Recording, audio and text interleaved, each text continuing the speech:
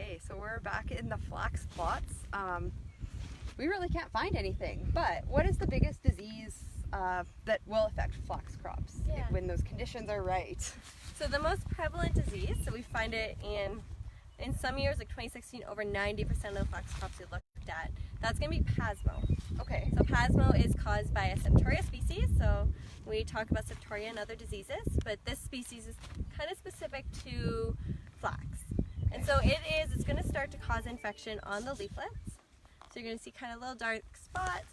We're seeing like some lesions that could be pasmo, like way down in the canopy.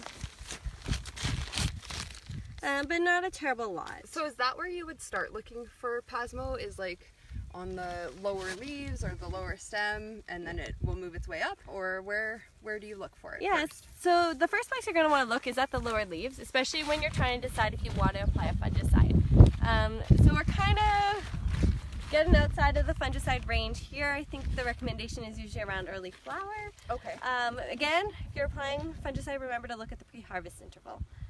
And then when we're scouting, so if we want to go back into our late season and do our late season scouting, we're going to be wanting to look at the progression up the stem. Okay. And so pasmo, I like to think it's kind of a type A disease, and it has a very distinct pattern. So what's going to happen is you're going to see banding. So you'll see a band of brown, and then a band of green, and then a band of brown, and a band of green. And so it's very characteristic of pasmo. It's a very easy disease to diagnose in the field. And so again, like with any disease, it is important to do a risk assessment and apply a fungicide when the risk is there. And that's going to give you the best management. If the disease pressure isn't there, applying a fungicide on its own isn't going to give you a lot of advantage. Right.